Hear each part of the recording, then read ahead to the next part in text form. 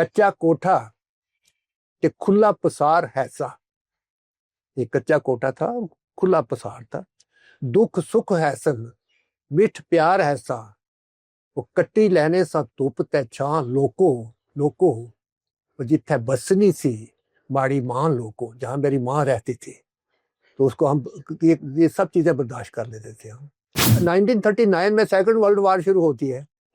जब second world war शुरू हुई तो पुंछ एक ऐसा इलाका था कि यहाँ के 60,000 जो थे फौजी जो थे वो भर्ती हो गए वहाँ लड़ने के लिए, बाहर चले गए। कहते हैं कि पूरी जम्मू हिंदुस्तान में सबसे ज्यादा पुंछ रियासत में सबसे ज्यादा यहाँ से भर्ती हुई थी।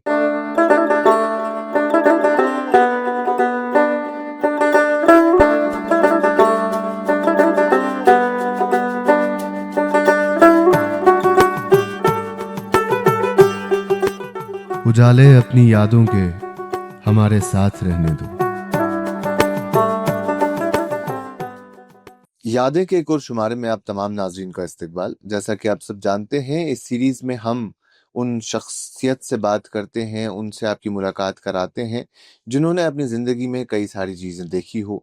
जो एक पर्सनल हिस्ट्री सीरीज है, तो इसके ज़रिए हिस्ट्री की कई सारी बातें हम आप तक पहुँचाते हैं।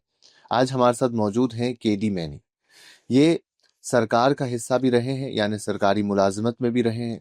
एक राइटर हैं, एक ऑथर हैं। पीर पंचाल के हवाले से इन्होंने काफ़ी ज़्यादा रिसर्च की है और खित्ता पुंछ हो या रजौरी हो, इस इलाके के बारे में इनकी कई सारी किताबें देखने को मिलती है। तो आज इनसे इनकी ज़िंदगी के हवाले से और उसके साथ साथ इस रीजन के हवाले से बात करेंगे। मैनी साहब, बहुत इस्तकबाल आपका। शुक्रिया जी। सबसे पहले आपकी ज़िंदगी की बात करते हैं, क्योंकि एक तवील वक्फा आपने अपनी ज़िंदगी का सरकारी मुलाजमत में गुजारा है। 1972 से शुरुआत हुई है आपकी सरकारी मुलाजमत की। हाँ। 1972 में एक जवान लड़का सरकारी मुलाजमत में आता है, तो आपने शेख मोहम्मद अब्दुल्ला का दौर देखा है, फारूक अब्दुल्ला का दौर देखा है, और अब मौजूदा वक्त में चीफ मिनिस्टर उमर अब्दुल्ला का दौर भी आप देख रहे हैं। तो 1972 में क्या कुछ सूरत हाल थी जब आप सरकारी मुलाजमत में आए? नहीं, सूरत हाल तो यही थी। ये इलाका जो है ये कट्टा पट्टा इलाका है। हाँ, मतलब ये आपको पता है पहले ये रियासत हुआ करती थी किसी ज़माने में। हाँ, और 1901 से लेकर 1921 तक इसको कश्मीर के मुकाबले में रियासत का दर्जा हासिल दिया गया था। अंग्रेज सरकार ने दिया था। यहाँ पर भी रेजिडेंट हुआ करता था, क्योंकि राजवाड़े में रेजिडेंट नहीं होता था, रियासत में रेजिडेंट होता था। जैसे कश्मीर में रेजिडेंट हुआ करता था, वैसे ही पुंछ में भी रेजिडेंट की पोस्ट उन्होंने क्रिएट की, और 1901 से लेकर 1921 तक यहाँ पे एक रियासत रही है ये पुंछ। इसका अपना एक तशक्कुस था। ये जो खित्ता है पीर पंचाल है, जो बिम्बर से लेकर या करनाह तक जाता है, तो इसमें इस सारे इलाके का ये मरकज था पुंछ जो पुंछ। और पुंछ इसलिए भी मरकज था कि जितनी भी तजारत कश्मीर की होती थी वो इसी रास्ते से हुआ करती थी। या कश्मीर का माल जो था वो बाहर जाया करता था। जैसे अब 2 मंडियां हुआ करती थी यहाँ पे। एक जो मंडी आप यहाँ पुंछ में देख रहे हैं, जिसका इलाका जिसको तहसील मंडी आप कहते हैं, जो दरा तोश मैदान के बिल्कुल दामन में थी, और दूसरा थन्ना मंडी था रजौरी में, जो मुगल रोड के रास्ते से तजारत होती थी। वो थन्ना मंडी में वहाँ पर लोग तजारत किया करते थे। इस तरह गुज्जर खान का, जेलम का, रावलपिंडी का, ये जितना भी इलाका था, इसका जो मरकज था, इलाके की जो तजारत हुआ करती थी यहाँ आया करती थी, यहाँ से कश्मीर जाया करती थी। और कश्मीर की जो मसनूआत थे वो यहाँ ताजर यहाँ लाया करते थे और यहाँ से आगे जाया करते थे। इस तरह ये एक मरकज रहा है, ट्रेड मरकज रहा है। तो फिर इसने तारीख के तनाज़र भी देखे हैं, कई जंगें यहाँ पे हुई हैं। बिल्कुल। महमूद गजनवी से लेकर उसके बाद जितनी भी जंगें हुई हैं वो कश्मीर पर इसी रास्ते से, या तोश मैदान के रास्ते से हुई हैं, या पीर पंचाल के रास्ते से हुई हैं। तो इस तरह ये इस इलाके में इसकी अपनी एक अहमियत रही है। 1947 से पहले यहाँ पे 3 म्यूनसिपैलिटीज हुआ करती थी, कश्मीर, जम्मू और तीसरी पुंछ हुआ करती थी। तो इस तरह ये शहर जो था, ये इलाका जो था, ये इन दोनों इकाइयों के बीच में एक तीसरी इकाई हुआ करती थी, जिसकी अपनी एक अहमियत रही है। तो मैंने वो दिन देखे हैं। बिल्कुल। ये तफसीलन इन सारी बातों पे आपसे बात करेंगे, क्योंकि आपने इसके बारे में रिसर्च भी की है। लेकिन जो 72 का दौर था, ये जो 72 आपकी सर्विस जहां से शुरू हुई, आपकी जी सरकारी मुलाजमत जी या जी आपकी पढ़ाई जहां हाँ। खत्म हुई और उसके बाद सरकारी नहीं, मुलाजमत मैंने सरकारी मुलाजमत से पहले जो था मेरा एक रुझान था अदब की तरफ, लिखने की तरफ, हम्म।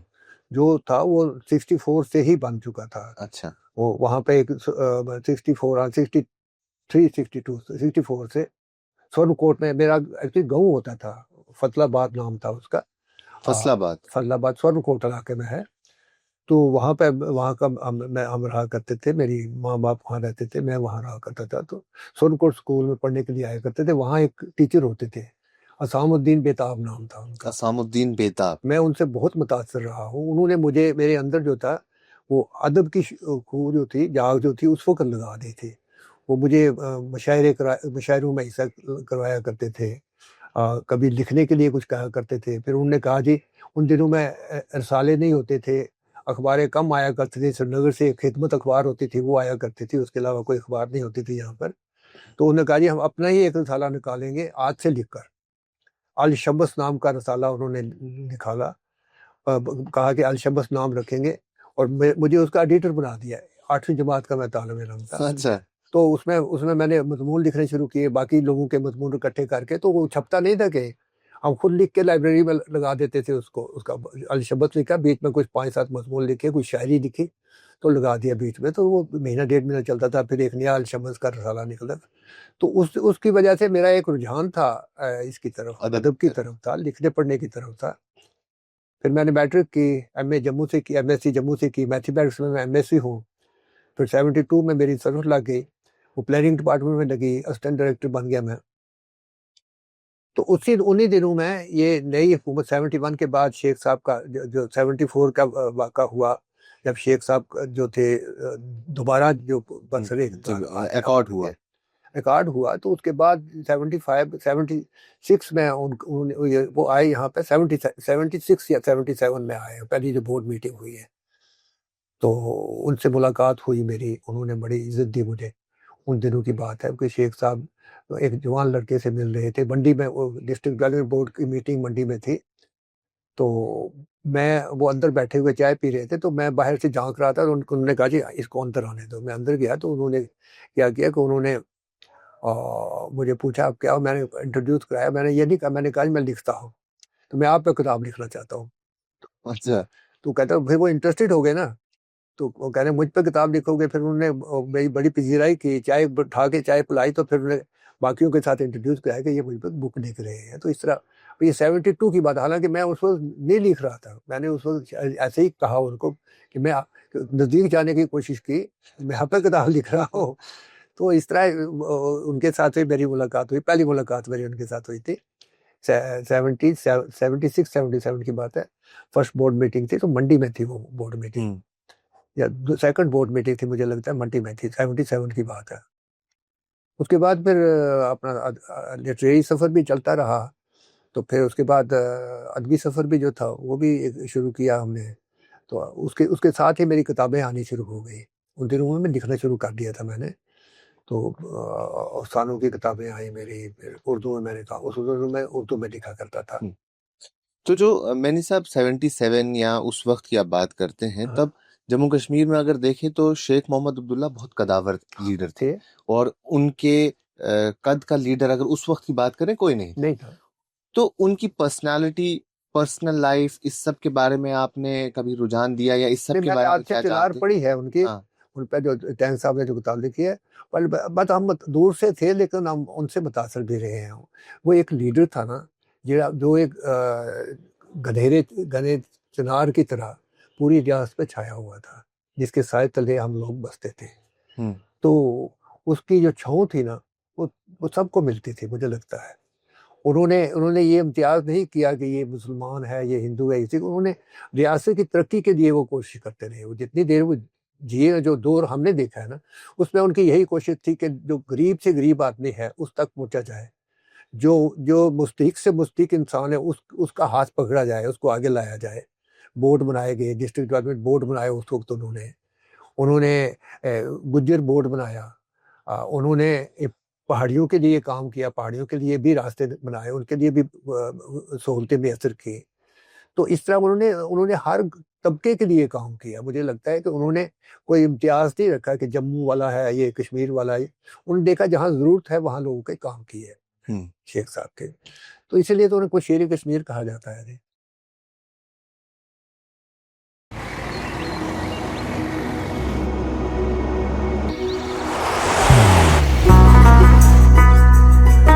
मोहब्बत वही जो दिल से हो, इबादत वही जो दिल से हो, दुआ वही जो दिल से निकल आए, बात वही जो दिल से कही जाए, दोस्त वही पक्का जो दिल से साथ निभाए, रिश्ता वही बेजोड़ जो दिल से जोड़ा जाए। दिल से ही तो होते हैं इरादे चट्टान से, दिल से ही तो बनते हैं घर खाली मकान से। दिल से बनी हर चीज पुश्तों तक चलती है, इसलिए खैबर सीमेंट का जर्रा जर्रा दिल से बना है, ताकि आप जो कुछ भी बनाएं दिल से बनाएं। खैबर सीमेंट, दिल से बनाओ। आपका अदबी सफर काफी छोटी उम्र से शुरू हुआ है जैसा आपने कहा, और उसके बाद आहिस्ता आहिस्ता लिखते गए, और आज आपकी 2 दर्जन से ज्यादा किताबें हैं जो मंजर आम पे है। 27 बुक्स है। 27 किताबें हैं। तो अगर किताबों की बात करें, इसमें पुंछ और तारीख, ये पुंछ अगर उसकी बात करें, वो एक किताब है, तारीख पुंछ, तारीख रजौरी की किताब है, यानी पीर पंचाल रीजन पे काफी काम हुआ।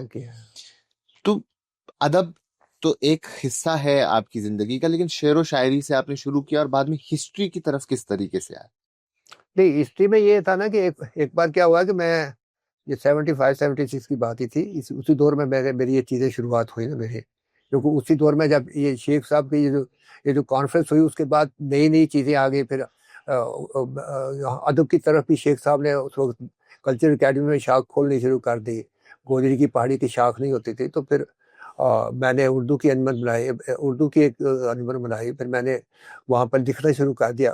अंजमन तरक्की गोदरी अदब बनाया, अंजमन तरक्की पहाड़ी अदब बनाई। यहाँ पे गुजरों की जो पहली अंजमन थी, वो मैं और एक सिकंदर याद तारक होते थे, हमने मिलकर बनाई थी।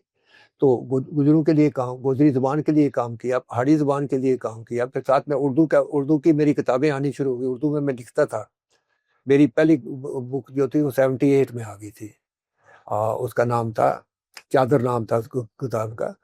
तो उस तरह अफसानों की किताब थी। फिर उसी के साथ ही फिर शायरी भी शुरू हो गई, क्योंकि मैं यहाँ पे मैं होता था, सेक्रेटरी हुआ करता था अंजमन तरक्की उर्दू अदब। अच्छा। उसका भी मैं सेक्रेटरी रहा हूँ। तो इस तरह फिर आगे चलकर वो कृष्ण चंद्र क्लब बन गया। कृष्ण चंद्र जो शुरा आफाक राइटर थे ना, कहानीकार थे ना जो कृष्ण चंद्र, तो वो पुंछ से ताल्लुक रखते थे। वो भी हालांकि पुंछ में पैदा नहीं हुए थे, लेकिन उसकी जिंदगी का बहुत सा हिस्सा जो था ना, वो इलाका पुंछ से गुजरा था, यहाँ गुजरा है उनका हालात जो थे। तो उन्हीं के नाम पे मैंने एक क्लब बनाया था, कृष्ण चंद्र क्लब बनाया था इसी दौर में। फिर ये सिलसिला इन क्लब्स बनाने की और अंजमन बनाने की वजह से लोगों का जो था, जो अदीबों का, शायरों का जो था ना, उनके साथ मेरे रवाबत बनते गए। वो मेरे नज़दीक आते गए, मैं लोगों के नज़दीक जाता रहा। तो इस तरह एक अदब का अदबी जहन जो था वो बनता रहा। तो फिर वो खुद ब खुद जब सोचा कि तारीख लिखनी है तो तारीख ही लिखनी शुरू कर दी। जब सोचा कहानी लिखनी है, इस पर कहानी अच्छी हो सकती है, तो मैंने कहानी लिखनी शुरू कर दी। जब सोचा कि नहीं ये शेर बन सकता है, इस पर तो शेर लिख दिया। खूबसूरत शेर लिखता हूँ मैं कभी कभी, तो शेर लिखने शुरू कर दिए। तो इस तरह ये सिलसिला फिर चलने लगा। आपने अभी जब हम इस इंटरव्यू से पहले गुफ्तगू कर रहे थे तो आपने रेडियो का जिक्र किया था। हाँ। तो रेडियो में किस तरीके से जाना हुआ और रेडियो ने कितनी मदद की? मुझे रेडियो तारीख में लाने वाला रेडियो है। इंटरेस्टिंग बात यह है कि ये कोई 74 के करीब बात होगी। मैं जम्मू में गया तो मैंने रेडियो स्टेशन नहीं देखा हुआ था, तो मैंने सोचा इस बार रेडियो स्टेशन देखते हैं। तो मैं चला गया, तो वहाँ पे मेरा वाकिफ कोई नहीं था। तो अल्टीमेटली ढूंढ डांट के मुझे एक गोजरी सेक्शन का एक मिला, जो नेचुरली अब गुजर और पहाड़ी जो है नज़दीकियाँ होती हैं हमें। तो उससे पूछा जी आप कहाँ से आए हो? वो मैं घूम रहा था वहाँ पर, उसने मेरी तो देखा।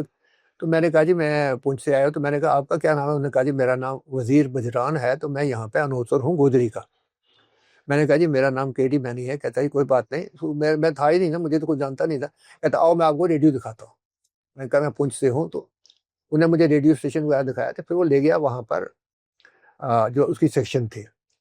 तो उसमें क्या हुआ कि उन्होंने मुझे कहा आप हमारे लिए लिखो। मैंने हमारे लिए लिखो। मैंने कहा ना मैं लिखता हूँ। अब नया नया शौक था, तो मैंने किसी तरीके से कहीं ना कहीं से वो रास्ता ढूंढने की एंट्री लेने की शुरू की। तो कहता है आप गोदरी में लिखो, लिख सकते हो। मैंने कहा जी लिख सकता हूँ। लिखता मुझे आती नहीं थी गोदरी ना। अच्छा। तो मैंने कहा मैं लिख सकता हूँ जी। तो कहने लगा जी अच्छा लिखो आप पुंछ तारीख का वर्कामा, पुंछ तारीख के औराक में ये एक मजमून लिखो। आप नहीं, ये लिखो, टाक लिखो और एक अगले हफ्ते आकर यहाँ रिकॉर्ड कराओ। अब वो जो मेरे अंदर जोश था ना कि रेडियो पे बोलना उसको बहुत बड़ी बात होती थी।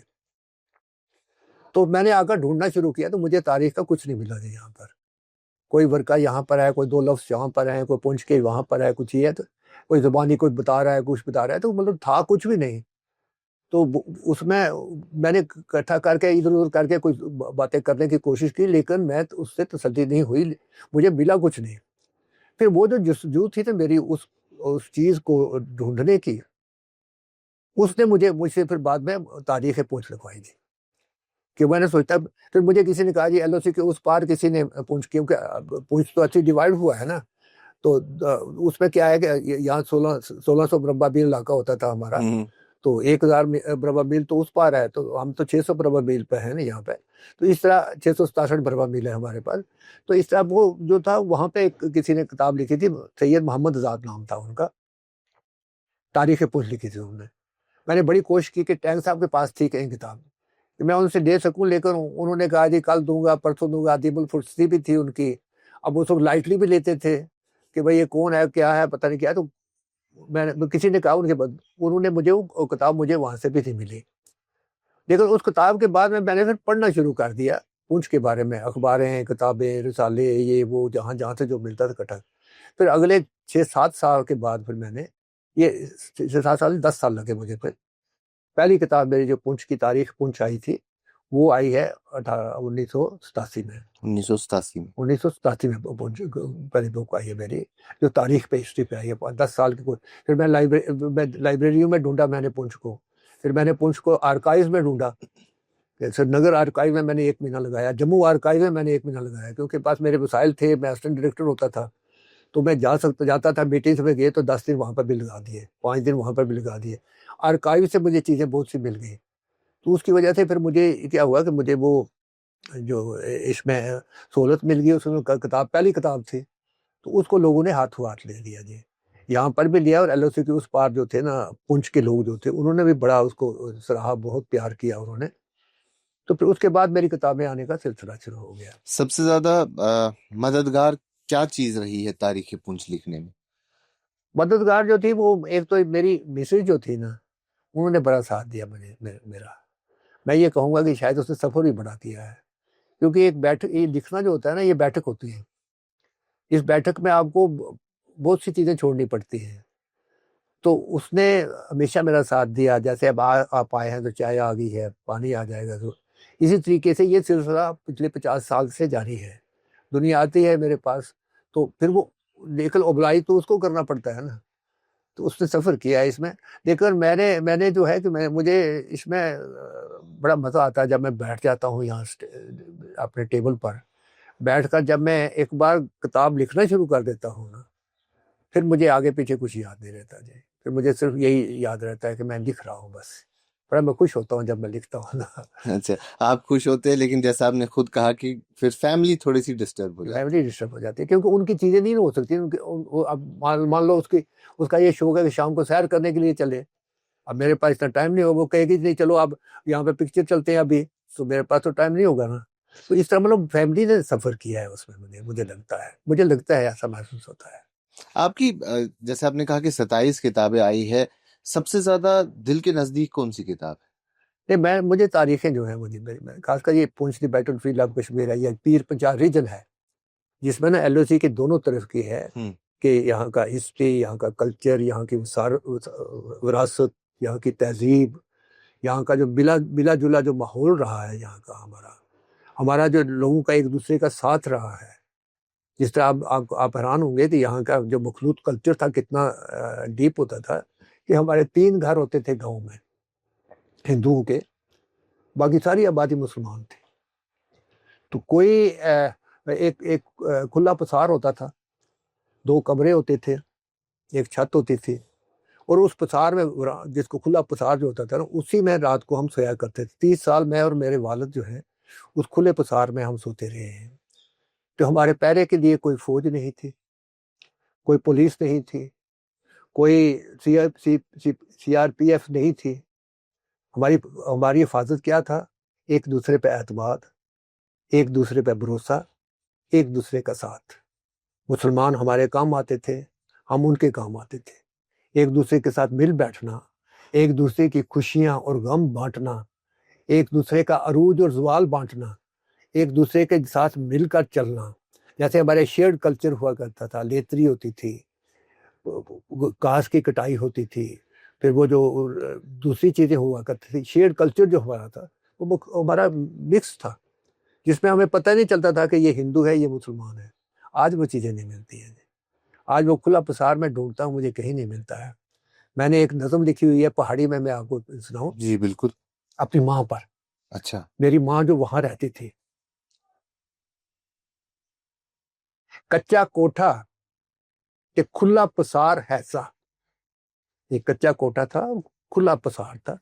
दुख सुख हैसन, मिठ प्यार हैसा, वो कट्टी लहने सा धुप ते छां लोको लोको, जिथे बसनी सी माड़ी माँ लोको, जहां मेरी माँ रहती थी।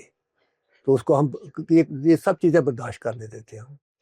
ते रौनक ते लाड प्यार ने नाल खलावनी सी, और रीज करी करी सीने लावनी सी, उस जायरू कोल कमान लोको, जिथे बसनी थी माड़ी मां लोको, जहां मेरी माँ रहती थी उस जगह को मैं कुर्बान जाऊं। ते रौनक लेतरी रचने गाड़िया ने, रौनक लेतरी रचने गाड़िया ने, और नई पुलनी रात खिलाड़िया ने, वो याद अशनी है ठंडी बान लोको, जिथे बसनी सी माड़ी मां लोको। वो जो गाँव है ना, वो आज ही मेरे अंदर बस रहा है, मेरे अंदर जी रहा है, मेरे अंदर सांस ले रहा है, क्योंकि वहां मेरी माँ रहती थी। तो अब वो छीन गई चीजें, फिर हालात दूसरे हो गए, माहौल बदल गए, तनाजर बदल गए, तो बहुत सी चीजें जिंदगी में साथ छोड़ देती हैं। तो मेरे गाँव ने मेरा साथ छोड़ दिया, उसका मुझे दुख है। ये हालात ऐसे हुए, मजबूर हो गए, हाँ? या वक्त के साथ चलना पड़ा? नहीं, मजबूर हो गए ना, क्योंकि वहां पे अकलियत का रहना मुश्किल हो गया। बाद में दौर जो था ना, ये जो था मिलिटेंसी का दौर जब आ गया, तो वहां पे अकलियत क्या, अक्सरियत का रहना भी मुश्किल हो गया था। वहां से अक्सरियत के लोग भी वहां से भाग आए थे, तो हालात खराब हो गए थे। तो उसके बाद फिर हम निकल आए वहां से। फिर कभी वापस जाना नहीं हुआ? वापस नहीं हुआ। जैम कैश व्हीकल्स एक सायादार दरख्त की तरह कई खिदमात लोगों की आसानी के लिए फराहम करता आया है, जैसे नई गाड़ियों को खरीदना, सेकेंड हैंड गाड़ियों की खरीदो फरोख्त, तिजारती गाड़ियां भी मैसर होंगी और 2 व्हीलर व्हीकल्स भी दस्तयाब यहीं। आपके लिए गाड़ी चलाना आसान हो, उसके लिए मारुति ड्राइविंग स्कूल की खिदमात, अपनी गाड़ी के लिए जरूरी सामान खरीदना हो, या चलते चलते गाड़ी खराब हो जाए और ठीक करानी हो, उसके लिए वर्कशॉप भी यही। तशरीफ लाएं jam cash vehicles, Haiderpura, Srinagar, हमें खिदमत करने का मौका दें। अच्छा, हम पुंछ के बारे में मैनी साहब बात जरूर करेंगे, लेकिन आप जितना वक्त आपने गुजारा है, जितना आपने दौर देखा है, तो सियासत पे भी आपकी नजर काफी रही होगी। जी जी तो सियासत को भी आपने बड़े करीब से देखा है। इसमें अगर बात करें 47 के बाद की, जी, तो वो 47 से लेकर 75 तक एक अलग दौर था, और 75 के बाद एक अलग दौर देखने को मिला है। 75 से 96 का दौर या 87 का दौर एक अलग दौर था। तो 47 से महाराजा की हुकूमत गई, उसके बाद यहाँ उस टाइम पे शेख मोहम्मद अब्दुल्ला आए, शेख मोहम्मद अब्दुल्ला के बाद कई सारे और लीडर्स आए। तो उस वक्त की सियासत को कैसे देखते हैं आप, जो 47 से 75 की सियासत है? नहीं, 47 से 75 की जो सियासत थी ना, वो उस वक्त अभी नई नई जमहूरियत आई थी। लोगों को जो था, लोगों ने जमहूरी जो थे इदारे देखे, उनको पनपता हुआ देखा, क्योंकि उससे पहले तो जो था वो शख्सी राज था। शेख साहब का दौर आया, वहाँ पर भी अवामी हुकूमत में उन्होंने कोई इम्तियाज नहीं किया। उस वक्त जो थे वो बड़े सेकुलर किस्म के आदमी थे। वो ये नहीं देखते थे कि ये हिंदू या मुसलमान है, मुझे लगता है वो ये देखते थे कि ये डिजर्व कर रहा है, जो डिजर्व कर रहा था उनको उस वक्त भी अपना हक जो था वो मिल रहा था। मैं आपको बताऊं कि मेरे अंकल जो थे उनका नाम हरमत लाल मैनी था। तो वो 1900 उस वक्त जो थे गांव जो था, मैं आपने आपको गांव बताया ना कि आज भी वहां पे अभी सड़क गई है, मतलब सड़क नहीं थी, कोई रास्ता नहीं था, कुछ नहीं। तो वहां से वो निकले थे, निकल कर वो इंजीनियर बने। तो इंजीनियर बनाने में वो शेख साहब के पास मिले, उनको कोशिश करनी पड़ी। तो उन्होंने उस आदमी उसको बच्चे को जो थे वो उन्हें ट्रेनिंग पे भेज दिया, रुड़की में चले गए थे फिर वो। तो इस तरह इम्तियाज नहीं था, कुछ लोग अपना हक ले लेते थे, सबको मिलता था वहां पर। फिर उसके बाद हालात बदलते गए। फिर 1953 के वाक़ात हुए, जिसके बाद जो थे वो हालात में थोड़ी सी संगीनी आ गई। फिर बख्शी साहब का दौर चला, वो भी एक अच्छा दौर था। लेकिन जो था फिर लड़ाइयाँ होती रही, 65 की लड़ाई हुई, जंग हुई, तो उसमें जो थे उसमें बदमज़गी रही बाद में। फिर ये हिस्टोरियंस या वो लोग जो ऑरल हिस्ट्री का पार्ट रहते हैं, वो बख्शी साहब के दौर को काफी तनकीद का निशाना बनाते हैं, ऐसा अक्सर क्यों? नहीं, अब तनकीद के जो है सियासत के को लेकर तनकीद की जा सकती है, मतलब उसमें तो हर आदमी का हक है तनकीद करे। लेकिन जहाँ तक उस आदमी का जो जो काम करने का तरीका था वो बड़ा ज़बरदस्त था जी। वो तो मैं कहता हूँ जितने भी यहाँ पे एडमिनिस्ट्रेटर रहे हैं, सबसे ज़्यादा अगर किसी ने काम किया है लोगों की बात मैं कर रहा हूँ कि अवाम के काम जो आए, वो मुझे लगता है कि बख्शी गुलाम अहमद थे जी। उन्होंने भी किसी को बिला इम्तियाज मजहब मिलत लोगों के काम किए हैं और बहुत अच्छे काम किए हैं। हालांकि शेख साहब का तो तारीखी तौर पर एक अपना एक स्टैचर है, लेकिन शेख साहब के ही अंडर उन्होंने एज ए नायब वज़ीर आज़म वो काम कर रहे थे, और उनका भी शायद खमीर होगा उनमें। लेकिन उन्होंने जिस तरीके से काम किया वो भी लोगों को बड़ा पसंद आया। सियासत अलग हो सकती है, सियासत दूसरी पे हो सकती है, लेकिन काम करने में बख्शी गुलाम अहमद ने कोई फर्क नहीं छोड़ा है। उसके बाद 65 की जंग हुई, हाँ। 75 से पहले जी, जी। जो बड़ी जंग देखी गई 47 के बाद, वो हाँ। 65 की जंग है। 65 की जंग में भी खित्ता पीर पंचाल में काफी तबाही हुई, काफी नुकसान हुआ, लोग बढ़ गए, रिश्ते बढ़ गए, घर टूट गए। तो 65 की जंग का क्या कुछ याद है आपको, क्या कुछ आपने देखा है 65 नहीं, की जंग? 65 की जंग देखिए, अब जंगों से ही तो हम निकले हैं। 1947 में जो हुआ, उस वक्त क्या हुआ कि 73,000 जो हिंदू थे, सिख थे, वो LOC के उस पार से इधर आ गए, और 1 लाख से ऊपर जो थे यहाँ के मुसलमान गुज्जर पहाड़ी लोग जो थे वो LOC के उस पार चले गए, शायद इस एतबार पर कि हालात ठीक हो जाएंगे और वापस चले जाएंगे। अल्टीमेटली हालात ठीक नहीं हुए, और ये जो थे वो जो इधर था वो इधर रह गया, जो उधर था वो उधर रह गया। और 62% जो फैमिलीज हैं वो बट्टी बिछड़ी फैमिलीज हैं। आज भी जो है वो हालात वही है, कोई बहन इधर है, कोई बाप उधर है, कोई बेटा इधर है, तो इस तरह हालात ऐसे ही हैं। उसमें ये है कि 47 की क्या कहानी सुनी है आपने? नहीं, 47 में तो यही था ना कि हालात खराब हुए। कैसे खराब हुए वो पता है, एक तारीख का तनाजर है उसमें जो थी यहाँ पुंछ बगावत हो गई, कबायलियों ने वहाँ से कश्मीर पे हमला कर दिया।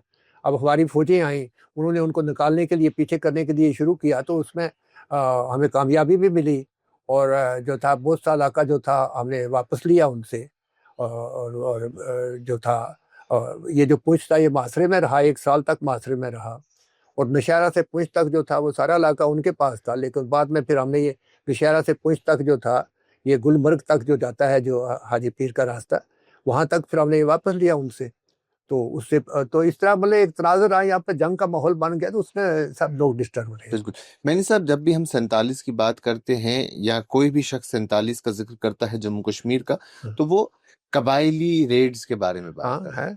तो कबायली रेड अगर आप थोड़ा डिटेल में बता सकें कि क्या हुआ था, नहीं वो तरीके से आए थे, क्या चीजें हुई थी, कहाँ के रहने वाले थे? नहीं, वो कबायली जो थे ना, वो एक खुर्शीद अनवर होते थे पाकिस्तान में, तो एक मेजर जनरल अकबर खान थे, जिनको उन्होंने पाकिस्तान की हुकूमत ने कहा कि नहीं, इस वक्त आप कोविड ऑपरेशन करो। कोविड ऑपरेशन हो गया, छुप के हिंदुस्तान पे, कश्मीर पे हमला करो और कश्मीर पे कब्जा करो। तो उसने क्या किया कि वो चले गए वहाँ NWFP, जो सूबा सरहद जो था ना, वहाँ जाकर उन्होंने वहाँ के जो पठान थे ना, उनको भड़काया कि आप चलो और कश्मीर में चलकर जीतो, और उस पर खाओ पियो लूटो मारो जो मर्जी करो, लेकिन हमें कश्मीर आज़ाद करवा के दे दो हिंदुस्तान से। तो अल्टीमेटली उन्होंने 10,000 जो थे कबायली तैयार किए, और वो कबायली लश्कर जो था वो 22 नवंबर को लेकर वहाँ से आगे वो उसके रास्ते से, उसका जो हेड था वो खुर्शीद अनवर था। तो इस तरह वो ये जो था मेजर जनरल अकबर खान ने ऑपरेशन गुलबर्ग उसका नाम रखा। ऑपरेशन गुलबर्ग के तहत उसने कश्मीर पे हमला कर दिया अपनी फौज पाकिस्तानी कबायलियों की तरफ से। लेकिन वो कबायली जो थे उनकी उनकी जो सरपरस्ती थी वो पाकिस्तान की फौज कर रही थी। पाकिस्तान के जो जो ऑफिसर थे पाकिस्तानी फौज के वही वही उनको लेके आ रहे थे। वो कबायली को तो पता ही नहीं था लड़ना कैसे है, कैसे क्या करना। उन्होंने तो लूट मार देखी यहाँ शुरू कर दिया आकर। बारामूला के लोगों से पूछिए वो बताएंगे कि उन्होंने उनके साथ क्या किया। उड़ी वालों से पूछिए उनके साथ क्या हुआ था। इस तरह मुजफ्फराबाद के लोगों से पूछिए उनके साथ कितने लोगों को दिन को उन्होंने मार दिया, घर लूट लिए, खा लिया था, कुछ कर लिया। वो कबायलियों का अपना एक तरीका था, उस तरीके से उन्होंने किया जो जो हमारे कश्मीर में लोग जो थे उनके मिजाज के मुताबिक नहीं था। और ये अल्टीमेटली मतलब कश्मीरी जो थे वो उनके खिलाफ, वो भी उनके खिलाफ हो गए। और जैसे वो शेर कश्मीर का क्या इरशाद, हम कश्मीरी हैं तैयार, पता नहीं क्या होशियार, शेर कश्मीर का हिंदू मुस्लिम, शेर कश्मीर का क्या इरशाद, हिंदी मुस्लिम सिख अताद।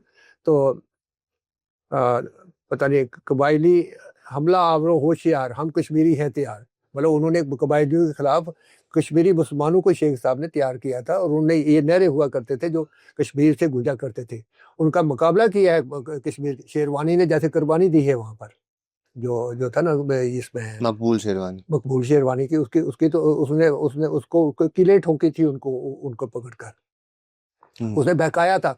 और अगर वो शेरवानी साथ ना देता ना तो शायद ये कश्मीर इस वक्त कहीं और होता। उसमें ये था कि उसने क्या किया कि पाकिस्तानी फौज ने उसको कब्जे में ले लिया।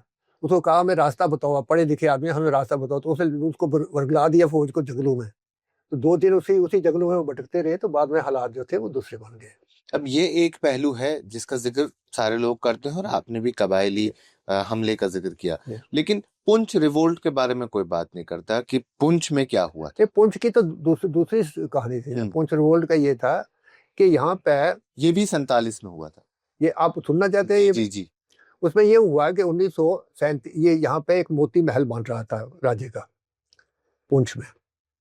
उसका नाम था मोती महल, अभी भी है वो मोती महल जो था राजे ने बनवाया अपने रहने के लिए। तो जब वो तैयार हो गया तो उसने कहा जी जिन्होंने ये महल बनाया उसको बड़ी पसंद है। अंग्रेज इंजीनियर ने बनाया था लेकिन यहाँ का काम कारीगर यहाँ के लोकल थे। उन्होंने कहा मैं लोकल जितने कारीगर हैं उनकी पजीराई करूंगा, इनामात से नवाजूंगा। तो लोगों को इनामात दिए, किसी को जागीर दे दी, किसी को इलाका दे दिया, किसी को घर दे दिया। तो ये किया तो जो काम करने वाले थे। तो एक आदमी आया तो उन्होंने कहा जी आप क्या चाहते हो? उन्होंने कहा जी कुछ जागीर शागीर लिखने लगे। उसने सबसे अच्छा काम किया था मोहम्मदकारी का इसमें मोती महल में। तो उन्होंने कहा जी कि आप क्या चाहिए, आपको नाम क्या चाहते हो? उसने कहा जी मुझे क्या नाम चाहिए, अब मैं बुजुर्ग हूँ। आपने अगर आप नाम देना ही चाहते हैं तो मेरा बेटा जो है उसने मैट्रिक की हुई है, BA की है, तो वो बार एट लॉ करने के लिए इंग्लैंड जाना चाहते हैं। तो उसने कहा तो कहते क्या चाहिए? उसने कहा जी मुझे 20,000 रुपये चाहिए। 20,000 रुपये? अगर उस वक्त 1937 देना चाहते हो तो दे दो। 10,000 रुपया पहले देनी है, फीस देनी है, 10,000 रुपया बाद में देनी पड़ेगी। तो राजा ने उसी वक्त 20,000 रुपया सैंक्शन किया, 10,000 रुपया उनको दे दिया। 10,000 रुपया जो था उनको बाद में मिला फिर। तो उसका नाम था इब्राहिम खान। तो वो दिया उन्हें इब्राहिम खान को। इंग्लैंड चले गए। तो इंग्लैंड चले गए 12 अटैक करने की। ये 38 की बात है। 37 में ये मोती महल बना, 38 की ये बात। 1938 1939 में सेकंड वर्ल्ड वार शुरू होती है। जब सेकंड वर्ल्ड वार शुरू हुई तो पुंछ एक ऐसा इलाका था कि यहाँ के 60,000 जो थे फौजी जो थे वो भर्ती हो गए वहाँ लड़ने के लिए, बाहर चले गए। कहते हैं कि पूरी जम्मू हिंदुस्तान में सबसे ज्यादा पुंछ रियासत में सबसे ज्यादा यहाँ से भर्ती हुई थी, इलाका था यहाँ से भर्ती हुई थी। अच्छा। तो वो बाहर चले गए। तो 1939 में गए, जंग लड़ी, 3 साल लड़ने के बाद फिर वो वापस आ गए। जब 1942 में वापस आए तो ये 60,000 आदमी जो था, ये जो फौजी तैयार होके आया था, अब ये तो फौजी का माइंड अपना होता है। अब वो जब वापस आए तो उन्होंने देखा कि यहाँ फिर वही घर में रोटी पकानी है, खानी है, ये वो। तो उन्होंने दुनिया देखी हुई थी। कोई बरतानिया में लड़ा हुआ था, कोई पता नहीं जापान में लड़ के आया था, कहाँ लड़, तो पूरी वर्ल्ड वार थी ना जब वो, तो दुनिया देखी थी उन्होंने। तो उन्होंने क्या किया कि उन्होंने यहाँ पे गड़बड़ करनी शुरू कर दी। पुंछ इलाके में हालात खराब करने की शुरू कर कोशिश की कि किसी तरीके से हम इस इलाके पे कब्जा कर लें। ये जो 1938 में ये जो गया था ना इब्राहिम खान, ये 1942 में ये वापस आ गया ला करके, और ये इब्राहिम खान जो था वो जम्मू कश्मीर का पहला बारट ला था। अच्छा। तो फिर इसको जब ये वापस आया 1942 में, तो महाराजा हरि सिंह ने इसको कश्मीर में बुलाया और वहां पे एडवोकेट जनरल बना दिया इसका कश्मीर में। तो इस तरह ये चलने लगा। तो अब ये जो थे ना सेकंड वर्ल्ड वार के फौजी, तो जब इसकी इब्राहिम खान का बड़ी मशहूरी हो गई कि बारट लब करके आ गया, वहाँ एडवोकेट जनरल बन गया, कश्मीर में भी इसकी वाकफियत हो गई। तो इसने इन लोगों ने क्या किया कि उसको कहा कि भाई आप छोड़ो ये, इसको बारट ला शहर क्या करनी है, हम बगावत करते हैं, हम बगावत करते हैं और यहाँ पर जो है, यहाँ पर हम अपनी हुकूमत बताएंगे। महाराजा के पास क्या है, 10,000 फौज है, तो हम तो 60,000 हैं, हमने कश्मीर को क्या करना है, हम तो सारे सब पे कब्जा कर लेंगे, तो आप एक बात करो, हमारी रहनुमा बन जाओ आप। तो इसके मीटिंगें शुरू हो गई 43-44, 2-3 साल लगे इसको। तो ये जो था आस्ता आस्ता इसके दिमाग में ये चीज बगावत की फैलने लगी। फिर आगे चलकर इसी आइडिया ने आगे चलकर ये जो पुंछ बगावत का नाम दिया, जिसको पुंछ बगावत कहते हैं, और जिसके तहत फिर ये पुंछ में पूरी बगावत हो गई, लोग जो थे खिलाफ हो गए बार। अब थी भी क्या ना, महाराजा की फौज थी 10,000 यहाँ पे, 10,000 में से 4,500 जो थे वो मुसलमान थे, 6,000 5,500 जो थे वो हिंदू थे। अब हिंदू में से वो 400-500 था ही नहीं उसमें, तो 4-5 हज़ार थे। तो अब उनका मुकाबला था यहाँ पे पूरी रियासत में, जो पुंछ रियासत थी उसके 60,000 आदमी के साथ, 60,000 आर्म जो थे। तो इस तरह वो मुकाबला कहाँ करते, तो फिर वो जो था उनको वापस आना पड़ा और ये पुंछ बासरे में आ गया। फिर एक दी थी हिस्ट्री के, फिर वो बासरे में 1 साल रहा पुंछ का महासरा। देखिए नौशहरा तक तो उनका सारा कब्जा हो गया था ना, लेकिन पुंछ में ये था कि ये जो माइनॉरिटी वहां से भाग के आई थी ना, वो 40,000 लोग यहाँ पे इकट्ठा हो गया। हालात खराब हो गए जब, तो उस वक्त क्या हुआ कि उन्होंने सोचा कि अब तो हम खत्म हो जाएंगे। फिर उन्होंने लड़ना शुरू किया, किनके साथ, इनके साथ जिनने बगावत की थी। अच्छा, हाँ। माइनॉरिटीज ने ना, 40,000 लोग इकट्ठे हो गए ना। अब एक दो पलटने थी इनके पास। एक तो ये जो था प्रीतम सिंह जो थे, वो आ गए थे वहां से फौज लेकर, कश्मीर से फौज लेकर आ गए थे। 1 बटालियन फौज थी उनके पास, 1-2 बटालियन डोगरा फौज थी इनके पास, 3 बटालियन फौज थी, 3,000 3,500 आदमी था। लेकिन 3-3,500 आदमी, इतनी फौज का कहाँ से कदे, प्लस पुष्ट पर वो पाकिस्तान भी था। तो फिर उससे हवा लगी, तो उसमें 1 साल मुहासरे में रहा। उसके बाद फिर ये तोड़ा, फिर लंबा चक्कर है, फिर तो लड़ाई शुरू हो गई, हालात खराब हो गए। फिर ये 2 अलग चीजें थी, पुंछ बगावत अलग थी, और जो कश्मीर पे कबायली हमला हुआ वो दूसरा रास्ता था। लेकिन यहाँ से भी बगावत हुई थी। यहाँ पे ये हुआ ना कि ये इन्होंने कहा जी कि हमने क्या कर, उन्होंने वो आपके साथ वाले नहीं थे, कश्मीर के साथ वो कह रहे थे हम यहाँ पे अपनी हुकूमत बनाएंगे और सारे पूरी रियासत पे कब्जा करेंगे, पूरे जम्मू कश्मीर पे कब्जा करेंगे। ये था उनका अपना, ये अपना आइडिया था उनका। कश्मीर वालों के साथ लिंक कोई नहीं था उनका अपना। उन्होंने कहा हम जो हैं, हमारे 60,000 आदमी हैं। तो ये रिवोल्ट महाराजा के खिलाफ था, ये बगावत महाराजा शख्सी हुकूमत के खिलाफ, शख्सी हुकूमत के खिलाफ था, शख्सी हुकूमत के खिलाफ उनका रिवोल्ट था। उसके बाद जो आप 47 में ये तमाम तर चीजें हुई, और 47 में ही अगर देखा जाए तो बंटवारा हुआ, और सबसे ज्यादा अगर हिस्सा कोई उस पार की तरफ गया है वो पुंछ का ही गया है, या पीर पंचाल का ही गया है। तो पीर पंचाल को ही सबसे ज्यादा नुकसान भी देखने को मिला है। और आज भी अगर देखें तो रिश्तेदारियां हैं उस पार भी, कई सारे ऐसे होंगे जिनके रिश्तेदार इस पार होंगे, जमीनें इस तरफ रही होंगी। तो क्या वो जहन पे एक नौजवान के, एक बच्चे के जो 47 में या 50 की दहाई में जवानी में था, बचपने में था, उनके जहन पे उस चीज का असर काफी ज्यादा रहा है। वो अलग चीज है कि आर पार आप देखिए, वहां पर रिश्तेदारियां हैं, लोगों का एक दूसरे के साथ रहा है, लोगों के रिश्ते, माँ इधर है, बाप उधर है। तो जब ये रास्ते खुले थे ना, हालात थोड़े, ये जो 2004 में हालात ठीक हुए ना, उसका इन लोगों को बड़ी राहत मिली थी। आर पार दोनों तरफ राहत मिली थी। लोगों ने मिलना शुरू किया, एक दूसरे के साथ जो था उठना बैठना शुरू किया, तो उसका जो था उनको फायदा हुआ। तो इसलिए अब जो हालात थे, फिर उस पार से उन्होंने देखा, 10 साल आराम करके देखा। उसके बाद फिर वहां से शुरू हो गई, जब मिलिटेंसी शुरू हो गई, तो उसके बाद जो था वो रास्ते टूट गए। और ये आप हैरान होंगे कि ये जो यहाँ पर ट्रेड सेंटर था ना, उसी को उड़ा दिया उन्होंने। उससे नतीजा ये निकला कि हालात जो थे वो रास्ते बंद हो गए, और 2019 में जो था ये फिर दोबारा मामला खत्म हो गया, जिसका लोगों को दुख है के रास्ते खुले रहने चाहिए थे, अलाट जो थे रहते तो उसका लोगों को बड़ा फायदा होता। 65 की जंग आपको याद होगी, क्योंकि 65 की जंग शायद की जंग अ, थोड़ी सा याद है। हाँ 65 की जंग में आप थे और आपने शायद 47 सुना है, लेकिन 65 शायद आपने देखा है। हाँ 45 देखा। तो 65 और 47 में क्या फर्क थी, कितना मुख्तलिफ था 65 का? लेकिन वो एक दूसरे लड़ाई की कड़ियां हैं, मतलब देखिए ना, अब जो है ना, वो कुछ ऐसे एलओसी के उस पार कुछ ऐसी हुकूमतें रही हैं कि जो 1947 के जो चीज छोड़ी हुई थी उसको मुकम्मल करना चाहते थे 1965 में शायद। उसके बाद फिर उन्होंने 1971 में मुकम्मल करने की कोशिश की।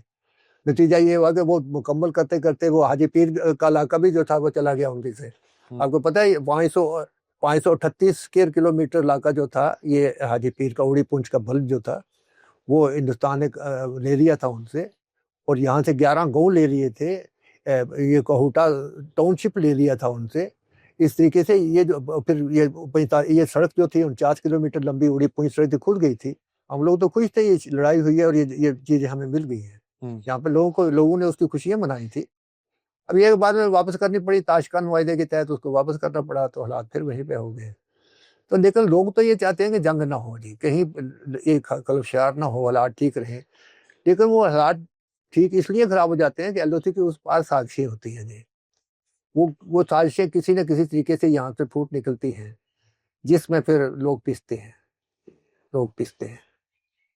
तो ये जो जंगें हुई, या 47 हो, 65 हो, 71 हो, और जैसा आप इससे पहले भी कह रहे थे कि अगर सबसे ज्यादा नुकसान किसी इलाके का, किसी खित्ते का हुआ है तो खित्ते पीर पंचाल का हुआ है। तो यहाँ ही फैमिलीज बटी है, यहाँ ही जमीनें इस बार गई हैं, यहाँ के लोग ही दूसरी तरफ गए या इस तरफ रहे हैं। लेकिन जो खास तौर पे अगर उड़ी पुंछ जिसका आपने अभी जिक्र किया कि वो एक रास्ता था जो उड़ी के साथ बड़ी नजदीकियां पुंछ की रहती थी, तो उस रास्ते की हिस्ट्री क्या है? वो कहाँ से शुरू हुआ था, हाजी पीर वाला रास्ता? हाजी पीर का रास्ता ये जो था ना, ये 1947 से पहले ना एक्चुअली यहाँ पे 2 ही रास्ते थे जो कश्मीर की तरफ जाते थे। एक दरा तोश मैदान का, एक ये जो था, 3 रास्ते होते थे। एक जो था ये पीर पास का तो वैसे सड़क तो उसको ख्वाब में भी नहीं था कि सड़क बनेगी। मुगल रोड जो थी, ये दरा तोश मैदान की भी अभी भी उस पे पैदल जाते थे। तो ये जो था इस रास्ते से सबसे नजदीक सीन था कश्मीर के साथ लिंक जो था, हाजी पीर वाला। हाजी पीर, और 12 महीने खुला रह सकता था, जिसमें बर्फ जो थी कम पड़ती थी। क्योंकि ये जो आज भी जो पीर पास है ना, ये 12,000 फुट पर है। तो वो जो हाजी पीर पास है वो 8600 फुट पर है। तो इस तरह मतलब उसमें बर्फ नहीं जमती थी ना, तो रास्ता तो खुला रह सकता था ना। तो इसलिए वो जो था, फिर वो 1947 में 1932-33 में ये सड़क जो थी, ये पुंछ के राजा ने ये यहाँ से हाजी पीर तक बनाई। तो वहाँ से महाराजा ने वहाँ के कश्मीर के महाराजा ने वहाँ पर ये जो था हरि सिंह ने फिर ये सड़क बनाई थी उड़ी, ये जो था उड़ी तक को बुलाया, उड़ी पुंछ रास्ता जो खोल दिया था। तो उसमें यह था कि यहाँ से गाड़ी जाती थी, हम कश्मीर भी जाते थे, और वहाँ उड़ी, यहाँ से पहले उड़ी जाते थे, एक रास्ता कश्मीर जाता था, एक रास्ता रावलपिंडी वहाँ से जाता था, वो चिकारी वाला, मुजफ्फराबाद और चकोटी मुजफ्फराबाद। तो ये जो है रावलपिंडी एक रास्ता, वहाँ वही सड़क उधर भी जाती थी ना, एक सड़क कश्मीर की तरफ जाती थी। इस तरह पुंछ लिंक्ड था ना, रावलपिंडी के साथ भी था और श्रीनगर के साथ भी लिंक था। तो इसका जो था, इसका बड़ा फायदा रहा हमारे लोगों को। हमारे जो इलाका जो था, इसका लैंड लिंक था हमारा जो था, अहम शहरों के साथ लैंड। इधर से फिर दूसरा रास्ता जो था वो जम्मू के साथ लिंक था, पुंछ जो था जम्मू के साथ लिंक था। फिर ये सारे हालात जब खराब हो गए, लड़ाइयाँ हो गई, तो उसके बाद ये पाकिस्तान ने जो हमला किया ना, उसके बाद फिर ये रास्ते सारे कट ऑफ हो गए थे, कट ऑफ हो जाते थे। तो 1965 में फिर ये रास्ता खुला ना, तो ये जो रास्ता खुला, तो वो फिर वो इलाका जो था हमारे पास आ गया जब, तो लोगों ने बड़ा जश्न मनाया। यहाँ के लोग, वहाँ के लोगों ने वो वहाँ से पुंछ आने लगे, वो भी बड़े खुश थे कि हमें नज़दीक 3 शहर था पुंछ का उनके पास, क्योंकि उनको आगे शहर जो मुजफ्फराबाद पड़ता था, तो उनको यहाँ पर तो 10 किलोमीटर पे पुंछ का शहर था। तो वो लोग भी बहुत खुश हुए उस वक्त के हमें चलो यहाँ पर ट्रेड का मौका मिलेगा, आने जाने का मौका मिलेगा। फिर बाद में ताशकंद माहदे के तहत वो वापस हो गया, तो मसला खत्म हो गया था। बिल्कुल।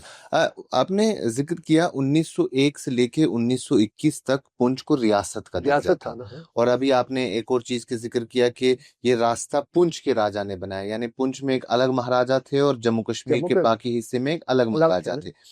तो पुंछ रियासत के बारे में बताएं कि पुंछ को रियासत का दर्जा अंग्रेजों ने क्यों दिया था, और फिर ये जो महाराजा यहाँ थे ये वो देखिए ना, कहाँ के थे? ये 1846 में जब वायदा अमृतसर हुआ ना, तो उस वक्त ये महाराजा गुलाब सिंह तो पूरी रियासत के महाराजा बन गए ना।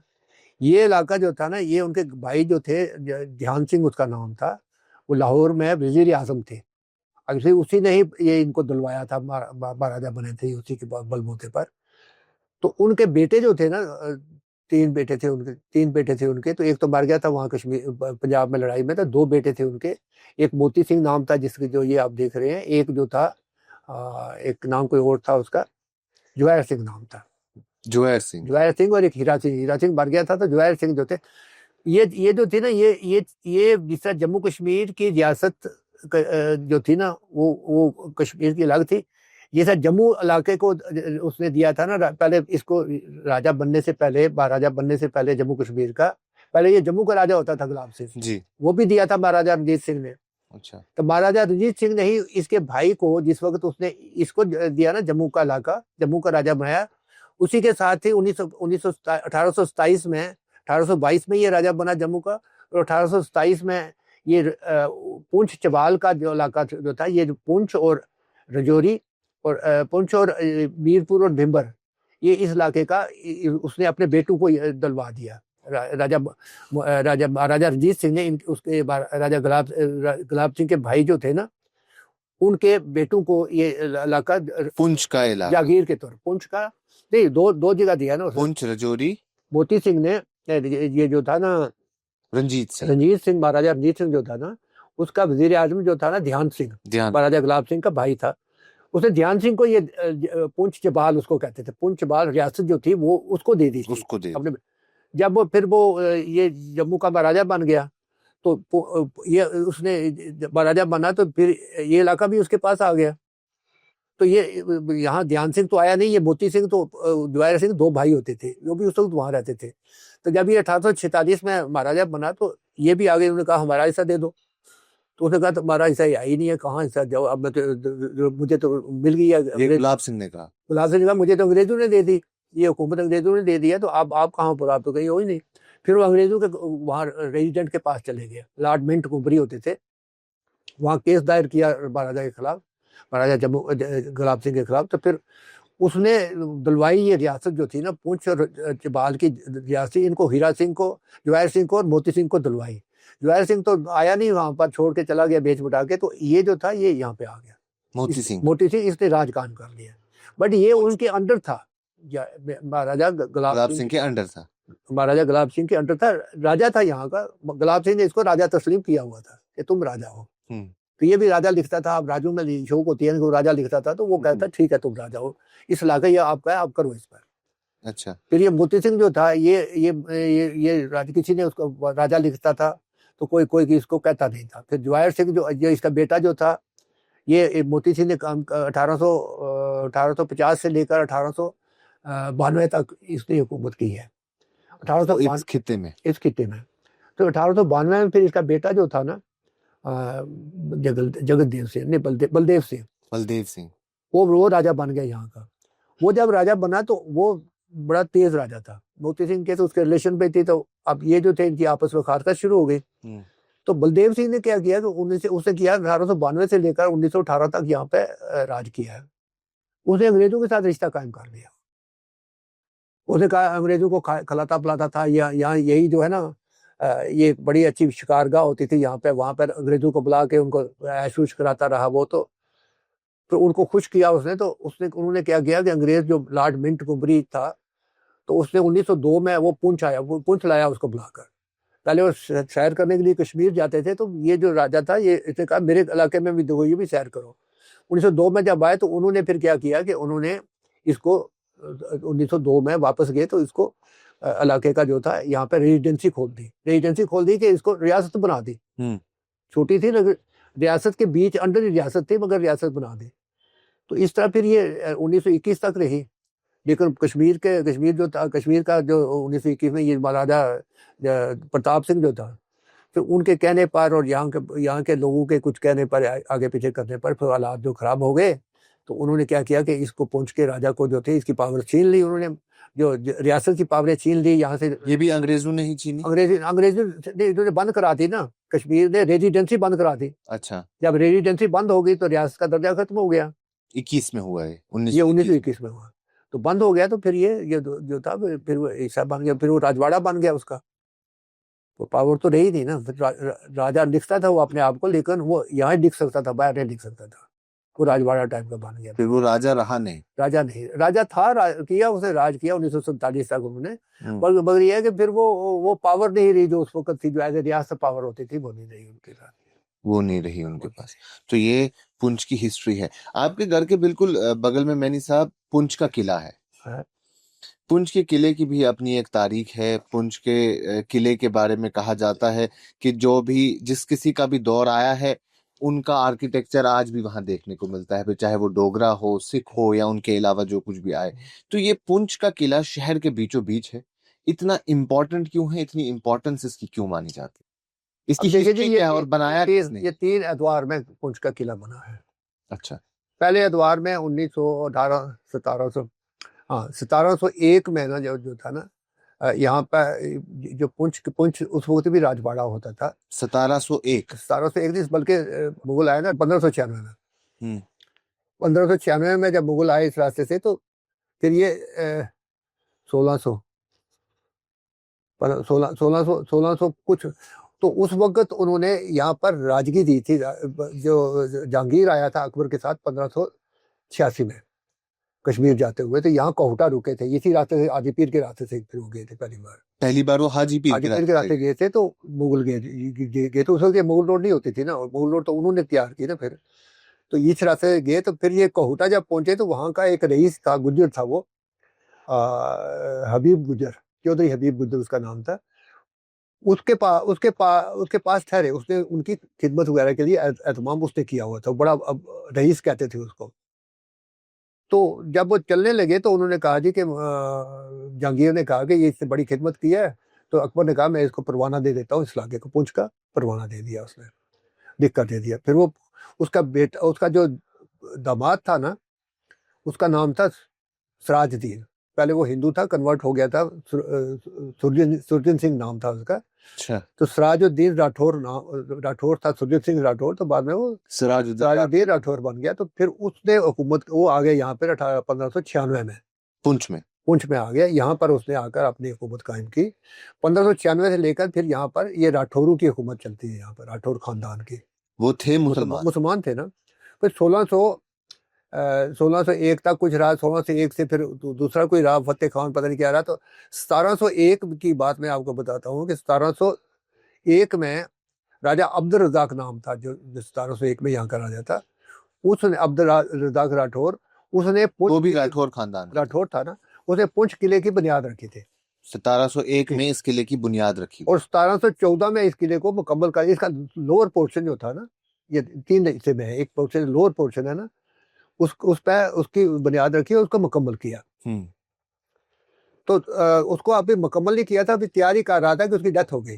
फिर 1760 में ये जो राजा आया, ये जो आप देख रहे हैं ना, अब्दुल रज़ाक, नहीं ये अब्दुल रज़ाक का बेटा था।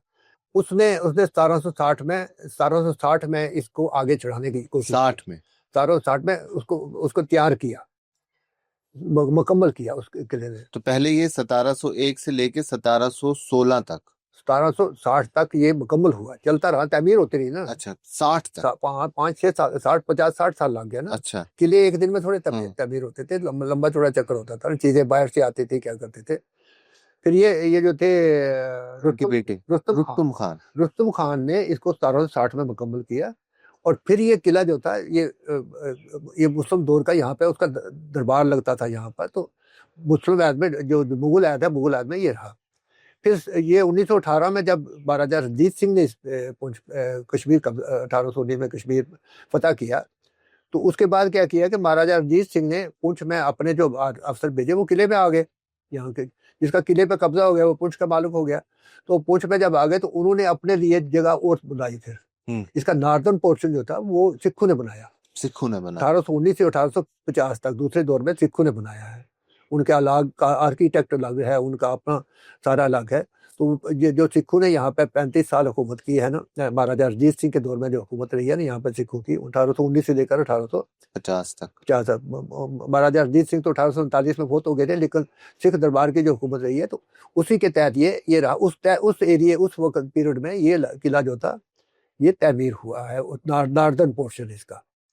उसमें सिख ऐद का आर्किटेक्ट आज भी नजर आता है। फिर जो 1760 के बाद ये हो गया, फिर यहाँ पे डोगरा हुकूमत आ गई। डोगरा हुकूमत आई तो उन्होंने क्या किया कि उन्होंने ये जो था किले जो था ये डोगरा हुकूमत आती है 1846 में जब एग्रीमेंट बनाना, तो ये भी मिल गया ना इनको। फिर ये आए 1852 में आए थे। अच्छा, आए 52 डोगरा आए 1852 में, उन्होंने यहाँ पे इसकी बुनियाद रखी पोस्ट पे। फिर 1852 से लेकर 1947 तक ये जो फ्रंटल पोर्शन है ना किले का, पहला आगे का पोर्शन, वो फिर अंग्रेज इंजीनियर लाया उन्होंने। उनको ला के इनका जो फ्रंटल पोर्शन था उनको इंग्लिश आर्किटेक्ट के तहत बनवाया इसको। अच्छा, तो तीसरे दौर में ये तो बेस इसकी मुसलमान राजा ने रखी है। उसके बाद सिख दौर में एक और हिस्सा इसका तामीर हुआ। हाँ, और जो फ्रंट पोर्शन है वो डोगरा राज में अंग्रेजों ने बनाया है, अंग्रेज एज इंजीनियर्स ने बनाया है उसका। इंजीनियर की निगरानी में बना है, मतलब बनवाया डोगरू ने था। अब इसमें 3 दौर के 3 मुख्तलिफ तीन मुख्तलिफ आर्किटेक्ट है। जब आप देखेंगे ना तो फ्रंट के जो है वो मॉडर्न आर्किटेक्ट लगता है, कमरे लगते हैं, खिड़कियां लगती हैं, दरवाजे लगते हैं। ये जो नीचे वाला वो आपको सामने मोहम्मद का ये जो नजर आती है, गुंबद नजर आते हैं जो इसके, वो नजर आता है, वो टूटा हुआ है, जो है ना मुस्लिम ऐद का टूट चुका है। अच्छा, क्योंकि बड़ा पुराना था ना। फिर सिख ऐद का जो है वो है अभी बाकी। उसके 2005 में भी नुकसान हुआ होगा। 2005 के जलजले में सारा खत्म हो गया, पहले तो था इंटैक्ट था ना, उसमें ही खत्म हो गया था ना ये सारा। तो इम्पोर्टेंस इतनी ज्यादा क्यों है? और शहर के बीचों बीच है इसकी। आज के दौर में भी अगर देखें तो अभी भी कुछ दफ्तर वहां चलते हैं, कुछ वक्त पहले तक मिनी सेक्रेटरीट हुआ करता था। तो इम्पोर्टेंस आपकी नजर में क्या है इस किले की? नहीं, अब किला जो है एक हिस्टोरिक चीज है, तो इस पर लोग जो है लोगों की अटैचमेंट्स भी हैं। और तीनों कौमों से की अटैचमेंट्स है ना, सिखों की भी है, डोगरों की भी है और मुसलमानों की भी है, तो हिंदू की भी है इस हिसाब से। तो इस तरह मतलब है, लोग चाहते हैं कि इसको दोबारा रेनोवेट किया जाए। और 2007 में गुलाम नबी आज़ाद ने इसके लिए 7-8 करोड़ रुपया मंजूर भी किया था, इसकी रेनोवेशन स्टार्ट हो गई थी। लेकिन बाद में जब ये जलजला आया तो उसके बाद फिर वो भी सारा खत्म हो गया। तो उसके बाद फिर ये दोबारा अब इसकी चल रही है, कुछ ना कुछ और रेनोवेशन चल रही है। तो एक दिन निकल रहा है, इसका सांस ले रहा है बस, और क्या। रेनोवेशन का प्रोसेस अभी भी रेनोवेशन का प्रोसेस। अच्छा मैनी साहब, एक इम्पोर्टेंट चीज जो आपसे पूछनी है वो लोहार कोट के बारे में। लोअर कोर्ट क्या, उसका क्या कुछ हिस्ट्री रही है पुंछ के साथ, उस रास्ते के बारे में, उस हुकूमत के बारे में, उन हुक्मरानों के बारे में? देखिए जी, ये तारीख जो है ना, राजतृंगनी जो है ना, कैलहन की राजतृंगनी, वही इसके बारे में अथेंटिक सबूत है हमारे जम्मू कश्मीर की तारीख का। तो इसमें लोअर कोर्ट को कैलहन ने बहुत ज़्यादा अहमियत दी है। ये 850 ईस्वी में यहाँ पे एक घोड़ों के सौदागर होते थे, उसका नाम था राजा नर था कोई। तो उसने बगावत की, वो घोड़ों का सौदागर था। तो मकामी लोगों पर उसने मकामी जो छोटी मोटी कोई हुकूमत होगी, सरदार होगा, तो उसके बगावत करके उसने अपनी हुकूमत कायम की और अपने आप को राजा बना दिया। फर्स्ट राजा जो है वो उस तारीख में वही है, राजा नर 1850 में बना। फिर 1850 में 58 में उसने क्या किया कि ये तो एक सिंह राज यहाँ का राजा था। उसकी बेटी जो थी ना, उसका नाम था दिद्दा जो था, दिद्दा की शादी कश्मीर के राजा सिंह राम पाल से हुई थी। अच्छा। और वो जो दिद्दा जो थी ना, उसकी माँ जो थी वो अफगानिस्तान से आई हुई थी, अफगानिस्तान के साथ उसके रिश्ते थे। इस तरह मतलब वो जो ऐसे मतलब पावरफुल आदमी थे। ये सेंटर में था ना, कश्मीर की भी उस वक्त इतनी वैल्यू नहीं थी जितनी पुंछ की वैल्यू थी। तो ये राजा इतनी टक्कर का राजा था कि इसकी माँ जो थी वो अफगानिस्तान से, ये राजा सिंह राज जो था, इसने अफगानिस्तान के राजा के साथ राजा की बेटी भी आई हुई थी और अपनी बेटी जो थी वो वहां पे कश्मीर के राजा सिंह राज को दी थी। तो इस तरह फिर क्या हुआ कि ये रानी जिद्दा ने 980 से लेकर 1003 तक हुकूमत की है कश्मीर पर, ये यहाँ की थी वो। फिर यहाँ पर उसके बाद फिर क्या हुआ कि उसने 1003 तक हुकूमत की है उसने। इसके बाद फिर वो बगावत करके उसका जो अपना बेटा था उसको बना दिया। फिर इस तरह जो लोअर कोर्ट की डायनेस्टी जो थी ना वो वहाँ पे कायम हो गई। और उसके बाद 192 साल तक ये लोअर कोर्ट डायनेस्टी ने जो थी कश्मीर पे हुकूमत की है राजतरंगिनी के मुताबिक। 192 साल तक हुकूमत की है। राजशाह हर्ष ने की है, ओचल ने की है, पता नहीं कौन कौन से बड़े बहुत से राजे हैं ना आपके कश्मीर के, तो उन्होंने फिर 192 साल तक भी वो कश्मीर पे उनका कनेक्शन लेकिन पुंछ के साथ ही था। पुंछ के साथ था ना, पुंछ के ही डायनेस्टी के थे ना, लोहारा डायनेस्टी कहते हैं ना उसको। हाँ, लोहारा डायनेस्टी उसी डायनेस्टी में उसी डायनेस्टी पुंछ से बड़े सारे रास्ते हैं और जैसे आपने भी जिक्र किया तो उस मैदान वाला रास्ता है, वो गुलमर्ग जाके पहुंचता है, बारामूला से कनेक्टिविटी है, हाजी पीर से जाके ऊड़ी मिल जाते हैं, और आज के वक्त में जहां से गाड़ियां आती जाती हैं वो मुगल रोड के नाम से जाना जाता है। और जैसा कहा जाता है, तारीख में लिखा गया है कि मुगल्स यहाँ से सफर करते थे, उन्हीं के दौर में ये सड़क बनती गई है और फिर इसका नाम भी मुगल रोड रखा गया है। मुगल रोड की अहमियत आज के वक्त में भी कई ज्यादा मानी जाती है क्योंकि इससे कनेक्टिविटी कश्मीर के साथ और बेहतर हो गई है। नहीं, मुगल रोड की अहमियत से पहले मैं आपको ये तोश मैदान की अहमियत बताऊं क्योंकि वो क्या है था, क्योंकि वो इतनी इम्पोर्टेंट, क्योंकि एक ही रास्ता होता था, मुगल रोड तो होती नहीं थी ना। हाजी पीर का रास्ता जो था वो वहां से नहीं आता था, नीचे से नहीं आता था, वो यहाँ से पुंछ को मिलाने के लिए वो दर्रा होता था। इसलिए मेन रास्ता ये तोश मैदान का ही था। और कहते हैं कि जिस भी हुकूमत का जो कश्मीर में होती थी, जिस भी हुकूमत का लोअर कोर्ट किले पे हमला होता था, कब्जा होता था, वही कश्मीर का असल हाकिम माना जाता था।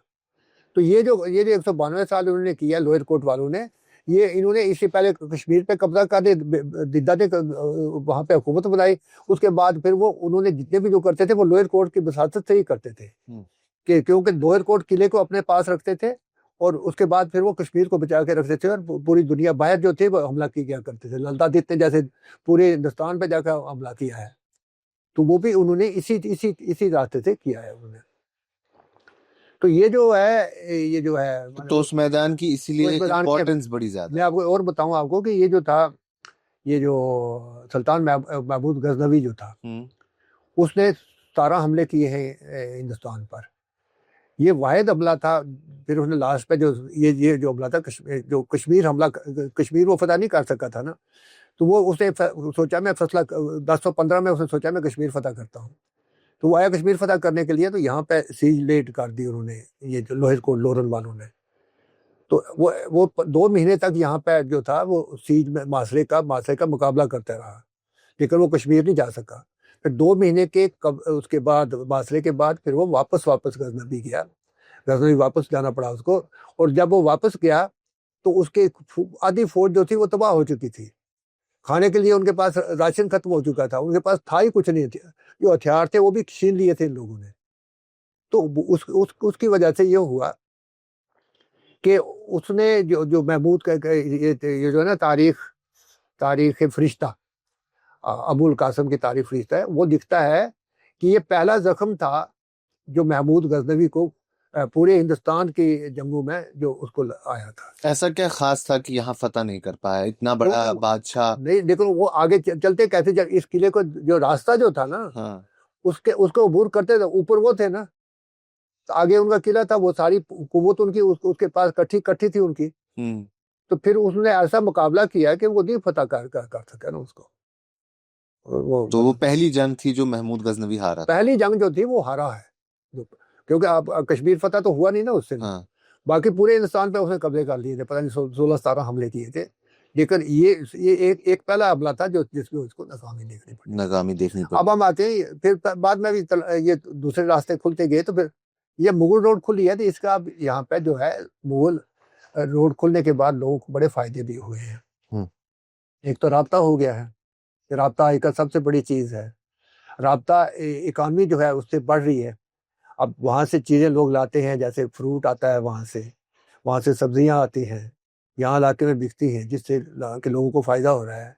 इस तरह यहाँ के लोग वहाँ जाते हैं और उनको मजदूरी मिलती है, वहाँ पे जब अब अच्छी खासी आमदन हो रही है उनकी, वहाँ पे जाकर कमाई करते हैं कश्मीर में। अब जो पहले पंजाब में जाया करते थे करने के लिए, अब वो कश्मीर में जाते हैं, वहाँ पे खेत मजदूरी करते हैं जाकर वहाँ पे, तो उसका फायदा हो रहा है। एक तो ये ट्रैवल हो रही है, एक जो है दूसरा कल्चरल ट्रैवल भी हो रहा है कि कश्मीर का कल्चर जो है वो यहाँ पे आ रहा है, यहाँ का कल्चर जो है आस्ता आस्ता कश्मीर में भी जा रहा है। तो लोग दोनों कल्चर्स में आपस में, क्योंकि पहले तो कल्चर की कोई मुनासबत थी ही नहीं ना, कोई राब्ता ही नहीं था ना, कल्चर भी हो गया। अब सियासत भी ट्रैवल कर रही है, जो धीरे धीरे जो वहाँ की सियासत है यहाँ आ रही है, यहाँ की सियासत का असर वहाँ पे भी लिया जा रहा है। जैसे सिपाहियों के साथ जो ये मिलते हैं, तो यहाँ की सियासत का असर उन लोगों पर भी है, क्योंकि यहाँ के लोग ही जाकर वहाँ पर सेटल्ड हुए हैं। तो इसलिए ये जो सियासत भी ट्रैवल कर रही है, सब लोगों को ये रास्ते जो है, रास्ते का तो फर्क पड़ा है ना, फर्क पड़ा है। आप ये बात भी, इसका भी जिक्र कर रहे थे कि अगर पुंछ राजौरी देखें मौजूदा वक्त में तो जम्मू प्रोविंस का हिस्सा है, हाँ, जम्मू सूबे का हिस्सा है, लेकिन जम्मू से उस कदर राबता नहीं है या वैसी एक्सेप्टेंस नहीं है। वो वजह क्या है कि इतनी एक्सेप्टेंस नहीं? क्योंकि अगर देखें डोगरी जबान और पहाड़ी जबान में कई सारी सिमिलैरिटीज भी है, लेकिन कश्मीरी जबान और पहाड़ी जबान में सिमिलैरिटीज नहीं है। सिमिलैरिटीज है, मतलब वो उसमें बड़ी बात ये है जी कि एक तो राब्ते कम है जम्मू के साथ भी। राब्ते ये है कि सड़क राब्ते तो हैं हमारे, लेकिन जो अवामी राब्ता होना चाहिए ना, जैसे कश्मीर का और पुंछ का अब राब्ते हो रही है, वहाँ की सियासत यहाँ आ रही है, यहाँ की जम्मू की सियासत जो है यहाँ पे आ नहीं रही है, यहाँ की सियासत भी जो है वहाँ पर वो एक्सेप्ट नहीं कर रहे हैं। तो इस तरह मतलब दोनों जगह जो है ना, अब ये जरूरत इस बात की है कि जम्मू के अब ये चीजें क्यों नहीं हो रही हैं, क्योंकि दोनों में कोई मफाहमत नहीं, कोई ऐसी चीज नहीं बन रही है कि उनका जोड़ बन सके। और हमें जब तक अपने रिश्ते ने इस्तवार करें, हमारा शिकवा रहा है पुंछ वालों का और राजौरी वालों का, कि वो हमारे पास आते नहीं है। वहाँ की सियासतदानों को यहाँ पे आना चाहिए, बार बार अपनी सियासत के बारे में बताना चाहिए कि उनकी सियासत क्या है, वो कैसे करना चाहते हैं, क्या करना चाहते हैं, ताकि हम लोग भी सोच सकें और सोच के उनके साथ जुड़े। हम जुड़ना चाहते हैं, जम्मू का हिस्सा है हम, हमें कोई उसमें वो है नहीं है, लेकिन जम्मू वालों को हमें भी तो ऑन करना चाहिए ना, किसी न किसी लेवल पर। वो नहीं हो रहा। नहीं, वो किस लेवल पर हो रहा है, अब उसमें भी प्रॉब्लम्स हैं थोड़ी सी ना। अब वो कुछ चीजें जो हैं वो जो हम चाहते हैं वो नहीं हो रही है वहाँ पे। हम क्या चाहते जो चाहते हैं, सियासत में अपना हिस्सादारी चाहते हैं ना जी, हर आदमी सियासत में अपने शेयर चाहता है ना। अब जम्मू में जैसे हम कल सुबह जम्मू बन जाएगा, हमारी क्या नुमाइंदगी होगी, इसके बारे में भी तो बातें होनी चाहिए ना। तो इस तरह मतलब हम जम्मू के साथ रहना चाहते हैं, हम जम्मू का हिस्सा है, हमें कोई उसके साथ तनाव नहीं है, कोई असर। बट जम्मू वालों को ये चाहिए कि बड़े भाई के नाते वो कम से कम हमें अपने साथ रखें, हमारे साथ वो अपने चीज रिश्ते बनाएं। वो चीज नहीं हो रही। उनको चाहिए हमारे साथ रिश्ते बनाए अपने, वो बना नहीं रहे हैं, वो उनसे बन नहीं पा रहे हैं। उनकी सोच वैसी होनी चाहिए ना, हमारे बड़े भाई हैं वो, तो उनको हमारे साथ करीब आना चाहिए। हमारे कश्मीर के सियासतदानों का असर रहता है पुंछ और राजौरी की सियासत? तो फिर अब जब ये राब्ते बढ़ जाएंगे तो नेचुरली असर तो होगा। जब कौमों के दरमियान, फिरकों के दरमियान, इलाकों के दरमियान रिश्ते बनते हैं, तो किस चीज पर? यही राब्तों से तो बनते हैं। अब ये राब्ते अब इसमें ये है कि यही राब्ते जो हैं अल्टीमेटली बाद में अच्छे रिश्तों में बदलते हैं। आपके यहाँ बिल्कुल पुंछ में ही एक इदारा है, जामिया ज़ियाउल उलूम, और एक मौलाना साहब ने 1974 में उसकी संग बुनियाद रखी। उन्हीं दिनों जिन दिनों आपकी नौकरी लगी थी और आप सरकारी मुलाजमत में आए थे, उस इंस्टीट्यूशन के बारे में क्या तासुरात हैं आपके? किस तरीके अच्छा इंस्टीट्यूशन है उनको? नहीं, वो अपने कौम की, अपने लोगों की, अपने मजहब की, अपनी तहजीब की, अपने विरसे की बड़ी अच्छी तरीके से काम कर रहे हैं उनके लिए। और इलाके में उनकी एक एतबार है लोगों का उन पर, और लोगों को भरोसा है उन पर। लोग उनको चंदा भी देते होंगे, लोग उनको बच्चे भी देते हैं पढ़ने के लिए, लोग कंट्रीब्यूट भी करते होंगे उनको, क्योंकि इतना बड़ा इदारा है जिसमें 4000 के करीब बच्चे हैं। तो वो नेचुरली वो कौम की खिदमत तो कर रहे हैं, अपनी कौम की खिदमत कर रहे हैं वो। तो इसमें तो कोई दो राय नहीं हो सकती ना जी। और उनका अपना इमेज जो है वो कौमों से, फिरकों से बरातर होकर एक दूसरे के साथ और आप लोगों के साथ, दोस्तों के साथ उनके रवाबत हैं, रिलेशंस हैं। ये भी एक बड़ी बात है कि उन्होंने दूसरे मज़ाहिब के लोगों के साथ भी रिश्ते रखे हुए हैं। तो ये बड़ी बात है। ओवरऑल जिस तरीके से आपने इस पूरी चीज को सम अप किया, उसमें एक दो चीजें और आपसे आखिर में पूछना चाहूंगा, वो आपकी किताबों के हवाले से। जैसे आपने तारीख पुंछ लिखी है, तारीख रजौरी लिखी है, और आपने ये भी कहा कि जो एलओसी के उस पार पुंछ के लोग रहते हैं, जो पीर पंचाल के लोग रहते हैं, वो भी आपकी किताबों को पढ़ना पसंद करते हैं, पसंद करते हैं। और वो भी शौक रखते हैं कि वो जाने कि क्या कुछ लिखा गया है इसके हवाले से। तो कल्चर के बारे में या तहजीब के बारे में तो आप लिखते हैं, लेकिन एक किताब आपने लिखी है battlefield of Kashmir, Poonch the जी, बैटल फील्ड ऑफ जी। कश्मीर। तो ऐसा क्यों कहते हैं कि कश्मीर की सारी जंगें क्या पुंछ से ही लड़ी जाती? नहीं, कश्मीर की सारी जंगें तो पुंछ से नहीं लड़ी जाती हैं, लेकिन तारीख में बहुत सी जंगें पुंछ से लड़ी गई हैं। हम्म। तो आप देखिए, अब आपकी सवाल में भी जितनी भी लड़ाइयाँ हुई हैं, हाँ, हाँ। तो वो इसी एरिया में तो हुई हैं। तो इसलिए बैटलफील्ड रहा है, क्योंकि ये इसकी सिचुएशन ऐसी है कि ये बिल्कुल एलओसी के पार है, वहाँ से वो इधर आ सकते हैं, हमला कर सकते हैं। उन्होंने तो हमला ही किया, हमने तो कहीं से हमला नहीं किया ना। तो हमारे इलाके से तो कुछ ऐसी वार नहीं, उन्होंने किए हमले। तो उन्होंने वहाँ से शुरू किया, तो लड़ाई तो पहले यहाँ पर ही हुई ना। नतीजा ये हुआ कि हम जो बीच में पिस गए, बीच में किसी और की लड़ाई में कोई और पिस हम गए। पिस गए। हाँ। अच्छा, और अभी एक और प्रोजेक्ट जो आप दिखा रहे थे कि उस पे आप काम कर रहे हैं, उसका सब्जेक्ट क्या है जिसपे मेन फोकस रहेगा आप? नहीं, मैं आजकल जो है गुज्जर कबाइल पे काम कर रहा हूँ। गुज्जर कौम जो है ना, हम्म। गुज्जर लोग जो है ना, इनकी अपनी एक तारीखी विरसा है, एक तारीखी पस मंजर है। लेकिन इनके पास जो था, इनसे पूछे ना अगर हम गुज्जर कबाइल से कि आपकी तारीखी पस मंजर में क्या है जी, तो वो अपने आप की तारीख जो है ढूंढते हैं राजस्थान में जाकर, उत्तर प्रदेश में, हरियाणा में, और अफगानिस्तान में। लेकिन वो एक जगह ठीक है, अपनी जगह ठीक है कि आपके वहाँ से लोग आए हो गए यहाँ। यहाँ जम्मू कश्मीर में जो गुज्जर रहे हैं, उनकी अपना भी तो एक विरसा तारीख है। उनके पास जो किताबें हैं ना गुज्जर्स के पास, वो ऐसी किताबें हैं जो बाहर के लोगों के साथ जोड़ती हैं उनको। लेकिन जो उनको अपने आप से जोड़े ना कि नहीं, मेरी भी तारीख है इसमें, मैंने भी ये काम किया है, मेरे मेरे बुजुर्गों ने भी ये काम किया है, मेरे इजदाद ने भी ये जंगें लड़ी हैं, उन पर भी ये चीजें बिरती हैं, सुख देखा है, दुख देखा है, तो उनके खुशियां देखी हैं, गम देखा है, रूई देखा है, जवाल देखा है। वो जो चीजें देखी हैं, वो उस जिसमें जिसमें एक आईने की तरह एक जो चीज है वो होनी चाहिए, वो नहीं थी उनके पास। तो फिर मैंने कोशिश की है उसमें कि मैं थोड़ा सा तारीख की तरफ तवज्जो दूं, क्योंकि मेरा एक काम रहा है तारीख लिखने का। तो मैंने जिस तरह पहाड़ी कबाइल पर भी लिखी, ये किताब है मेरे पास पहाड़ी कबाइल की। अच्छा, उसी तरीके से अब गुजर गुजर कबाइल कबाइल पर है। तो गुजर कबाइल की अपनी एक बड़ी जरखेज तहजीब है, उनकी बड़ी जबरदस्त किस्म की तारीख है। बड़े जंगजू लोग रहे हैं, बड़े महरके किए हैं, इनका विरसा बड़ा जरखेज है, इनकी विरासत बड़ी अच्छी है, इनका कल्चर बहुत अच्छा है। उसकी प्रॉपरली अगर उसकी जो है ना उसको सही तनाजर में पेश करने की कोशिश है। बिल्कुल। आखिर में एक चीज और पूछेंगे और हम इस इंटरव्यू को कंक्लूड करेंगे। आप बॉर्डर के बिल्कुल पास रहते हैं, पुंछ का इलाका बिल्कुल बॉर्डर से सटा हुआ है। तो हाल ही में जंग हुई, जंगी सूरत हाल थी, और जंग भी हुई, और पुंछ को नुकसान भी काफी ज्यादा हुआ, जानी नुकसान भी और माली नुकसान। लोगों के बॉर्डर पे रहने के जो चैलेंजेस हैं, वो किस तरीके से ओवरकम करते हैं? क्योंकि आए दिन गोले की, शोर की, बंदूक की, गोली की आवाज तो सुनते ही रहते हैं। तो वो तो है नहीं। देखिए ना, क्योंकि हम लोग इतना वसाइल नहीं है यहाँ पुंछ में। जिसके पास वसाइल होते हैं ना हमारे एरिया में, वो यहाँ से चला जाता है। हमारे ये रहा है, मैंने 47 से यही देखा है कि जिसके पास थोड़े से वसाइल हुए, चाहे वो हिंदू है, चाहे वो मुसलमान है, चाहे वो कोई और है, वो कोशिश करता है कि मैं यहाँ से चला जाऊँ। क्योंकि ये हमारे नसीब में है। ये जो जंगें हैं ना, ये हमारे नसीब में है। उस जो बैटल फील्ड ऑफ कश्मीर, जो भी लड़ाई शुरू होगी पहले यहाँ से ही शुरू हो जाएगी। तो इसलिए ये भी जो हुआ, जो अभी जो ऑपरेशन सिंदूर में हुआ, कहाँ यहाँ से तो शुरू हुआ, कहाँ कहीं और से शुरू की गई, और यहाँ पर उसकी जो शिद्दत जो थी वो यहाँ पर महसूस की गई। तो इसलिए लोग तो यहाँ से चाहते हैं कि, लेकिन यहाँ लोगों के पास वसाइल नहीं है, लोगों के पास इतने पैसे नहीं है, इतनी चीज़ नहीं है कि लोग अपने लेवल पर यहाँ से बाहर जा सके, कहीं और अपना कोई मकान बना सके, कहीं और जा सके, अपनी चीज़ें बना सके। तो इसलिए जो लोग हैं, लोग दुख तो बहुत है जी। लोगों पे अभी भी जो बीती है जो हम पे, वो हम आपको बताना नहीं चाहते हैं कि हम पे क्या बीती है।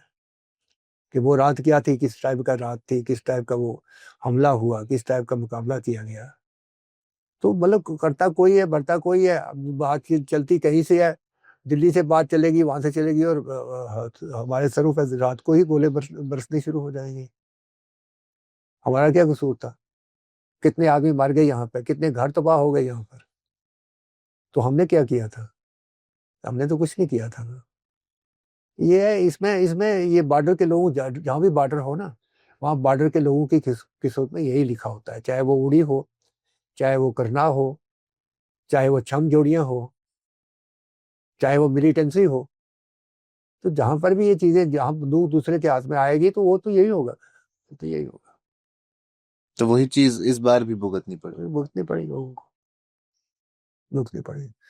अब लोगों ने भुगता है कैसे, अब कैसे भुगता है मैं नहीं कह सकता आपको, लेकिन है तो लोगों ने ही भुगता है ना जी। बर्दाश्त तो हम लोगों ने, बॉर्डर के लोगों ने ही किया है ना, दुख तो हमने ही देखा है ना। कितने लोगों को भागना पड़ा, बहुत से लोग भाग गए यहाँ से, जम्मू भाग गए, बाहर भाग गए, गाँवों में भाग गए, पहाड़ों पे भाग गए। लेकिन इस बार तो भागने की कहाँ कहाँ भागते हैं हम, जहाँ भागते थे पीछे गोले उसका पीछा कर रहे थे। अब तो जंगें दूसरे किस्म की हो गई है ना, अब तो भागने वाली नौबत भी नहीं रही है ना। ये चीजें हैं, क्या करेंगे। क्या कहना चाहेंगे लोगों को आप, एक शहरी के नाते, उस इलाके के जो बॉर्डर के बिल्कुल पास रहा है? हम लोगों को कब क्या कहेंगे जी, लोगों को ये चीज मसाइल तो देखने पड़ेंगे। हमें हौसला नहीं हारना है, हिम्मत फिर बरकरार रखनी है। हमने हमेशा चोट खाई है, हिम्मत की है, फिर उठे हैं, फिर अपने तिनके जोड़े हैं, फिर अपने आशियाने बनाए हैं। फिर कोई आता है हमारे आशियाने को जला के चला जाता है, फिर दोबारा हमें तिनके जोड़ने पड़ते हैं और आशियाने बनाने पड़ते हैं। यही 1947 से हम देख रहे हैं, और यही रिवायत जारी है। ये जारी है।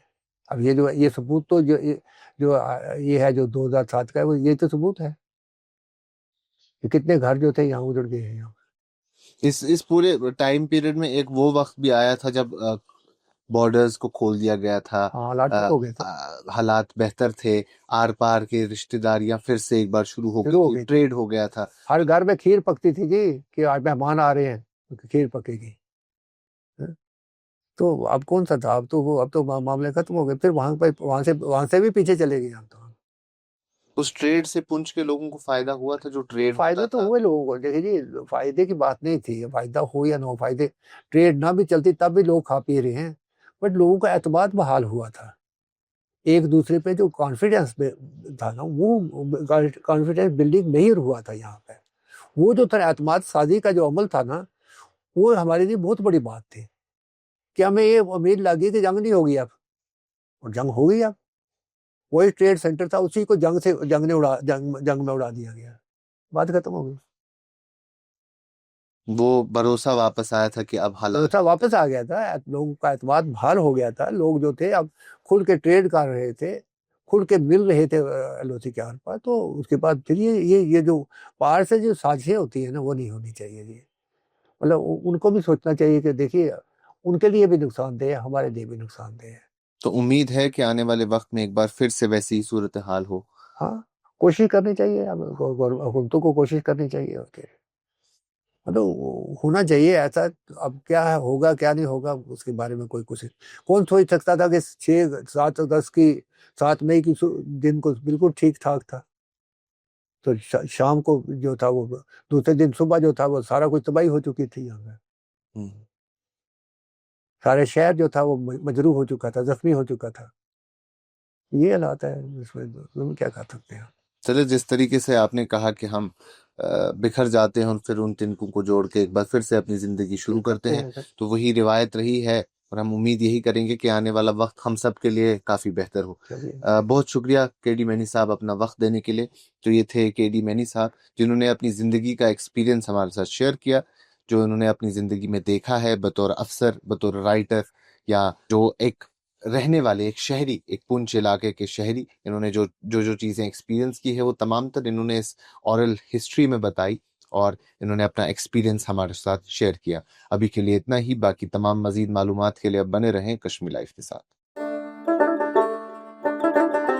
मुझे सब है याद जरा जरा, तुम्हें याद हो कि न याद हो।